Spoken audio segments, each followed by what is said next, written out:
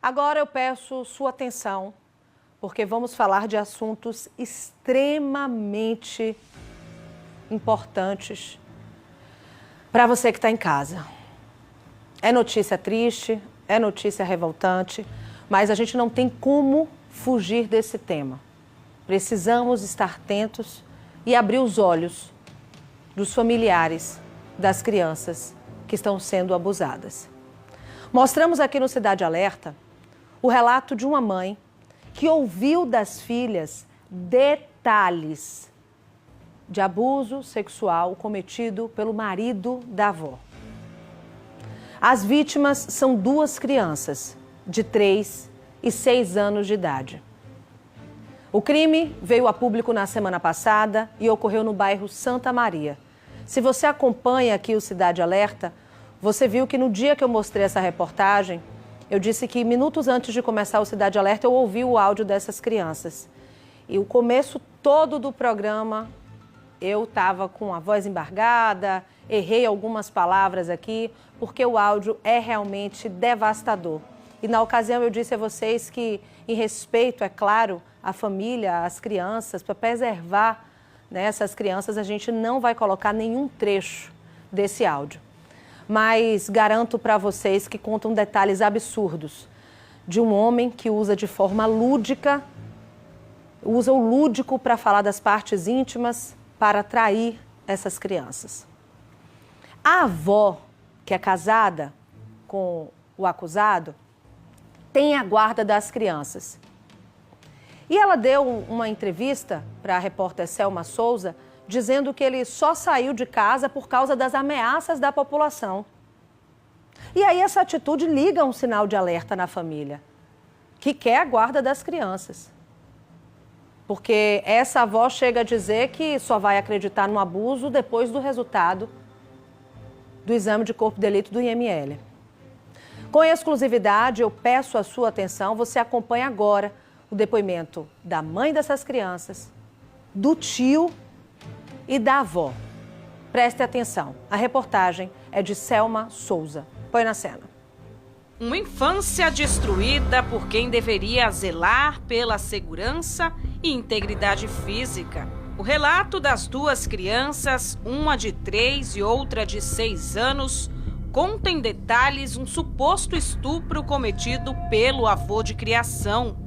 No áudio, tem a criança falando que ele pega no piu-piu, tem a criança falando que ele é pesado, tem a criança falando que ele fica pedindo perdão depois de que ele faz os atos. O caso foi noticiado no Cidade Alerta Sergipe na semana passada e deixou toda a população em choque. Ela gravou a menina comentando, mandou pro meu irmão e meu irmão esperou a minha presença para me mostrar o áudio do que estava acontecendo. A guarda das meninas são da minha mãe, aí eu já fui no fórum falar com os advogados do que estava acontecendo.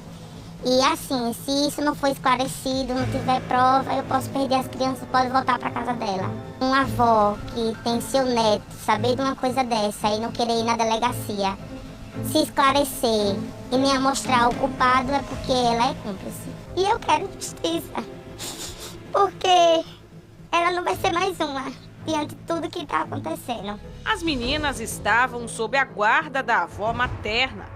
A mãe não tinha condições financeiras para criá-las na época. Desde então, a avó cuida das menores e se diz em choque com tudo o que está acontecendo. A avó das crianças mantém um relacionamento de 10 anos com o suposto autor do crime e conta que a relação dele com as meninas sempre foi tranquila. A maior, a de 7 anos, ela se dava de bem com ele. Eu nunca suspeitei porque eles dois eram amigos. Ele nunca me apresentou nada errado, nunca chamou minha atenção nos olhos. E eu confiava nele. Eu confio ainda porque o resultado do exame não chegou. Mas eu ameacei ele aqui, eu disse, Moisés, você mexer na minha neta, eu lhe mato com chumbinho. Ele disse, Paulo, eu não fiz isso, eu acho bom. Você sabe a mãe delas como é. Ele também ficou na dele. O que me machucou mais não foi tanto essa conversa toda, que ela pensa que eu tô do lado dele, é que ela também botou um nome em mim que não tá me agradando. Ela sabe que eu aparei as filhas dela 7 anos, moça, não é 7 dias. 7 anos criando essas meninas, do leite, de tudo que você imaginar. Tenho minha consciência tranquila, mas não estou em paz. Porque eu não tenho paz. Como eu vou ter paz? As meninas que eu criei, doutora, criei aquelas crianças com as minhas mãos. Levei, apresentei o Senhor, não são batizadas, Senhor, consagra a vida desses anjos. Para mim, entregar um homem, não faço isso não. O tio das crianças diz já ter presenciado mudanças no comportamento das garotas. E agora clama por justiça. Eu quero justiça. Independente que seja minha mãe ou não, eu quero justiça. E quem errou, pague pelo seu erro. Eu desejo pena máxima para os dois. Sem nenhuma sombra de dúvida. O caso já está sendo investigado. As crianças passaram pelo exame de corpo de delito. E a família aguarda o resultado do laudo. Do jeito que a justiça determinar, eu quero. Se a justiça disser assim, a senhora não tem nem direito a ver, eu me conformo. Se ela disser, volta para sua casa, as portas estão abertas. A alegria de uma casa é umas crianças. Velho não tem alegria de nada, só das crianças. Eu prometo para qualquer um nesse mundo, eu não quero nunca mais um homem dentro dessa casa. Que elas venham, que elas não venham. Homem é que não aguenta mais. Porque caiu a ficha. Elas vão crescer e vão estimular. Aí já vem outro problema. Não, vamos cortar o mal pela raiz. Mesmo que não haja conjunção carnal, a justiça caracteriza o estupro de vulnerável, o ato libidinoso com menores de 14 anos.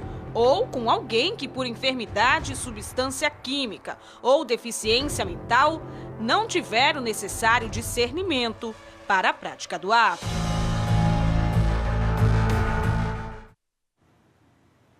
Vamos continuar falando desse assunto. Eu estou aqui no estúdio com Thaisa Ribeiro, advogada, presidente da Comissão da Infância, Adolescência e Juventude da UAB Sergipe. Seja muito bem-vinda, viu, Thaisa? Obrigada. Eu te convido para assistir junto comigo mais uma reportagem, depois a gente bate um papo aqui para orientar você que está em casa. Então, vocês ouviram agora, gente, da avó que diz precisar do resultado do exame de corpo de delito para acreditar nas crianças. Essa é a realidade de muitas vítimas, que mesmo depois de contar detalhes, são desacreditadas por quem deveria ampará-las. E aí eu trago um número para você em relação a esses exames realizados aqui no estado de Sergipe. Em 2021, o IML contabilizou 581 exames periciais de constatação de violência ou abuso sexual. Em entrevista ao repórter Douglas Magalhães, o diretor do IML diz que desses 581, 533 deram positivo para o crime. Mas ele fala de forma contraditória que a maioria dos exames deu negativo. Ele diz ainda que exames feitos em crianças dão negativo por não ter conjunção carnal. Mas antes de colocar essa entrevista, eu já esclareço para vocês. Também estava na reportagem essa informação. Desde 2009, é considerado estupro de vulnerável o ato libidinoso cometido contra menores de 14 anos, não precisando ter conjunção carnal. Agora vamos à entrevista do repórter Douglas Magalhães com o diretor do IML. Toda vítima de abuso sexual que comparece a uma delegacia de polícia para fazer um boletim de ocorrência, essa pessoa é encaminhada ao Instituto de Medicina Legal. Muitas pessoas perguntam por quê. Esse porquê quem vai responder é o Vitor Barros, que é o diretor do Instituto de Medicina Legal. Por que essas pessoas têm que ser encaminhadas aqui para o IML? Bom, toda ação que deixar um vestígio, todo crime que deixa um vestígio, é imprescindível o exame direto, o exame de corpo de delito.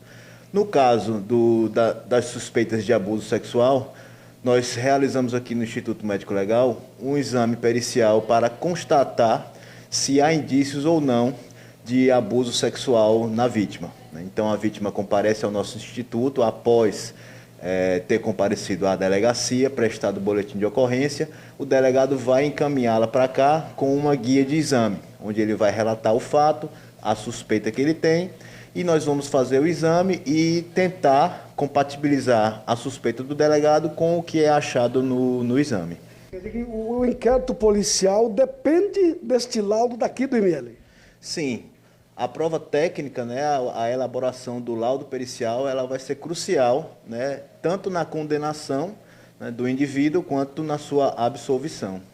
No caso aqui, vocês vão ver qual foi a gravidade, se houve, por exemplo, na mulher uma penetração, um exame de conjunção carnal, vai ver qual foi a gravidade desse abuso. Isso, nós constatamos, né, a lesão, coletamos também material, né, biológico e encaminhamos ao nosso laboratório, onde vai ser pesquisada a presença, né, de espermatozoides, a presença de secreções, e também podemos fazer a tipagem do DNA. Né? Então nós podemos, se o delegado tiver um suspeito, ele pode fornecer o material genético dele e comparar com o material que nós coletamos na vítima, para ver se existe compatibilidade ou não. Nesse caso citado por último aí pelo senhor, vem acontecendo muito aqui em Sergipe? Felizmente, a maioria dos casos que chegam aqui para nós trata-se de denúncias infundadas. Né? Muitas vezes, crianças que vivem num ambiente familiar onde existe disputas, né, entre pais separados ou vizinhos que, porventura, têm algum desafeto, eles acabam fazendo denúncias vazias. O delegado acaba solicitando, porque ele não tem como constatar essa veracidade, e nós constatamos aqui que grande parte, felizmente, grande parte das vítimas que aqui comparecem, trata-se, como eu disse, de denúncias vazias. Quer dizer, isso é muito interessante, porque no calor das discussões, a pessoa acusa a outra de um crime, de um abuso sexual, quando chega aqui é descartado.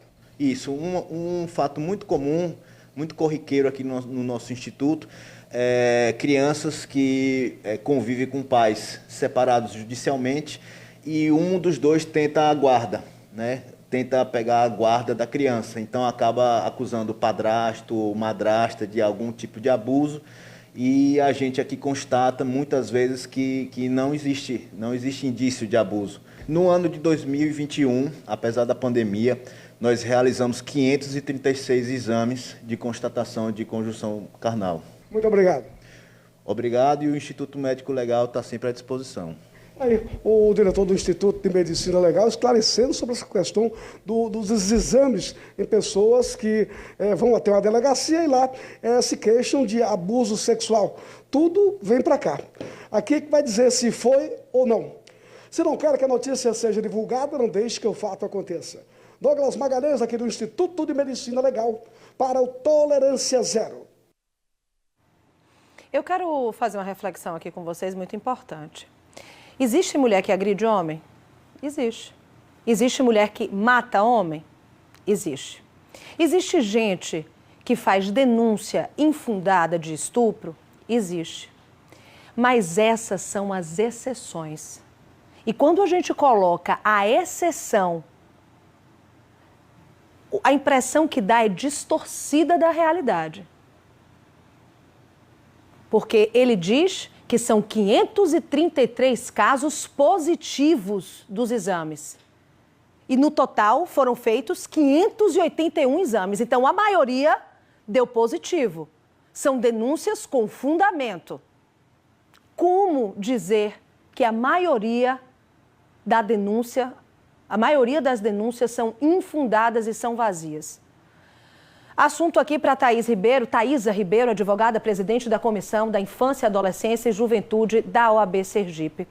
Eu queria que você explicasse para a gente, Thaísa, a importância num processo da palavra da vítima, a importância do exame, que não necessariamente precisa estar positivado para que a vítima esteja falando a verdade. Explique para a gente também a gravidade da fala do diretor do IML. Essa fala do diretor, ela, além de contraditória, como você mesmo pontuou, né, que ele disse que a maioria, 533 exames deram positivos em um total de 581 no ano. E ele fala que a maioria são denúncias vazias, denúncias falsas provenientes de acusações, né, de genitoras que disputam a guarda com seus ex-maridos, seus ex-companheiros. Então, é uma fala grave. Ela, além de afastar, né, a vítima, de gerar um medo da vítima de fazer a denúncia, que já é mínima, apenas 10% da população das vítimas denunciam esse tipo de caso de estupro de menores. Ela tem uma violência institucional, porque ele, como um médico, diretor do IML, ele é uma autoridade pública. E essa fala dele, ela gera uma revitimização da vítima, que é um sofrimento continuado. Porque se essa postura de um órgão, de um diretor de um órgão que deveria amparar a vítima, tem essa postura de desacreditar em sua palavra, como ela vai recorrer, né, a esse tipo de denúncia? Aí eu já te pergunto aqui, Thaisa, você estava me explicando aqui no bastidor que muitas vezes não dá conjunção carnal o resultado, mas a gente já sabe que desde 2009 não precisa para menores de 14 anos. Mas como funciona esse processo? Qual a relevância desse exame no processo que vai condenar ou não uma pessoa a estupro de vulnerável? O laudo pericial ele é importante, né, para verificar realmente se houve qualquer tipo de abuso, se houve a conjunção carnal, se houve violência, se houve resistência da vítima. Mas o STJ já decidiu que um laudo inconclusivo, ele não é capaz de afastar a materialidade delitiva do crime de estupro. Porque o crime de estupro, ele não se consuma apenas com a conjunção carnal, e sim com a conjunção carnal ou atos libidinosos, né? Que é qualquer tipo de ação que alimente, que satisfaça o desejo sexual, a energia sexual do agressor. E ela pode se dar tanto com contato físico, quanto por meio virtual, tanto que existe o crime de estupro virtual, que é mediante meios eletrônicos.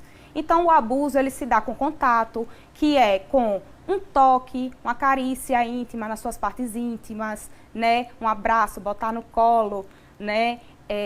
Diversos outros elementos. E sem contato também, que são falando palavras obscenas à vítima, fazendo com que a vítima se exiba para o agressor ou se exibir para a criança. Tudo isso são elementos que caracterizam o estupro de menor e devem ser observados pela família da criança, do menor. Porque geralmente é um crime que se dá em âmbito familiar. Então existe todo um medo da vítima, né, que quer, ao mesmo tempo que sofre porque está ali com o agressor dentro do seu convívio familiar, ela quer proteger o manto sagrado da família. Então, por isso, ela tem medo de falar. É o que a gente acaba de ouvir da própria avó, né? Que diz que só vai acreditar nas crianças depois do resultado do IML. E isso jamais poderia partir de uma pessoa que tem a obrigação de proteger a criança. Porque a palavra da vítima, nesses casos, é de suma importância para a verificação, né, para a investigação do crime de estupro. Então, você não pode desacreditar a vítima. É um dos elementos, muitas vezes é o único meio de prova que se tem, porque esse crime de estupro de crianças é um crime que é feito de forma clandestina, geralmente não tem testemunhas e não deixam vestígios. Muitas vezes o laudo pericial ele é feito considerando com um lapso temporal grande do ato para o exame. Então, muitas vezes ele é inconclusivo por conta disso. Então, a palavra da vítima, ela é muito importante. E cabe a toda a sociedade, e não só a família, a proteção da criança. Se um vizinho, um parente, um amigo ou qualquer pessoa suspeite que a criança esteja sofrendo qualquer tipo de abuso, ele tem a obrigação de fazer a denúncia. Porque tem um ditado que me vem à mente agora, um ditado popular africano que diz que é necessário toda uma aldeia para educar uma criança. Então, toda a sociedade, é dever de toda uma sociedade a proteção dos menores. Qual a posição agora, né, da comissão diante desses casos, diante dessa fala? A comissão, a gente teve contato agora com essa fala, né?